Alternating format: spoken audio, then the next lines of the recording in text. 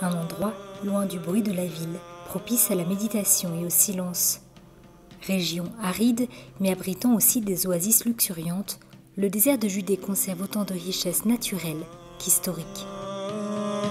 Le long de la route, il est possible d'observer cet heureux mélange, un paysage désertique d'un côté et la mer morte, bleu-azur, de l'autre côté. Il s'agit là du lieu le plus bas sur la Terre, environ 400 mètres en dessous du niveau de la mer. Les hauteurs sont de formes et de couleurs à chaque fois différentes. Ces formations rocheuses ont été sculptées par le temps. En plus d'offrir un paysage d'une beauté naturelle sans égale, le site a également conservé pendant longtemps une collection de manuscrits de la Bible dont la découverte a été considérée comme l'une des plus grandes découvertes archéologiques du XXe siècle. Sur le site archéologique de Qumran, à 40 km de Jérusalem, des parchemins de tous les livres de l'Ancien Testament, excepté celui d'Esther, ont été trouvés. Ces textes, baptisés les manuscrits de la mer morte, remontent entre le IIIe siècle avant Jésus-Christ et le 1er siècle de l'ère chrétienne. La première découverte des manuscrits a été faite par hasard par un jeune bédouin en 1947. On a pour la première fois des documents anciens avant Jésus qui nous donnent l'état des croyances dans un groupe juif de l'époque, sans qu'il y ait une interpolation chrétienne plus tard. Ceci est très important. Les fouilles, dirigées par l'École biblique et archéologique française, ont duré jusqu'en 1956.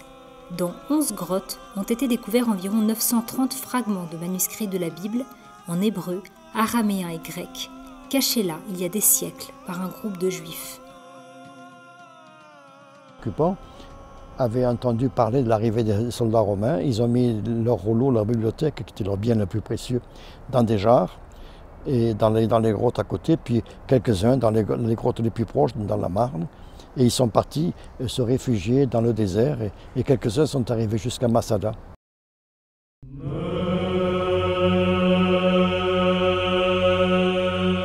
En plus d'avoir préservé ces rouleaux pendant des siècles, le désert de Judée a conservé quelques chapitres de l'histoire de la vie religieuse. De par son caractère isolé, le lieu a continuellement attiré les moines et les ermites qui voulaient se consacrer à une vie de contemplation. Dans ce désert se trouve notamment le monastère de Mar Saba. Construit au IVe siècle, il s'agit de l'un des monastères les plus anciens au monde.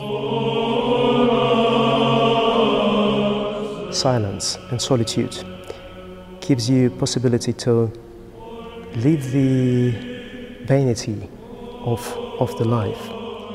Le silence et la solitude nous donnent la possibilité d'abandonner les vanités du monde et de se concentrer sur les choses vraiment importantes.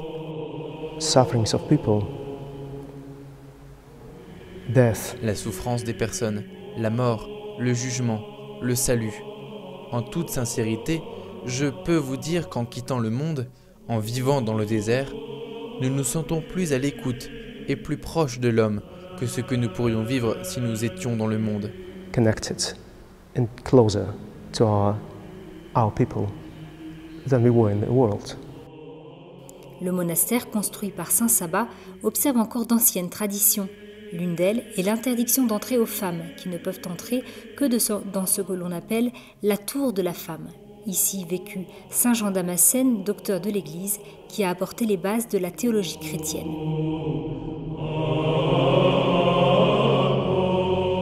Le complexe monastique a été construit dans la vallée du Cédron, à l'ouest de Bethléem. Une partie de la grande structure a été construite sur la cime, à moitié cachée sur les pentes de la montagne.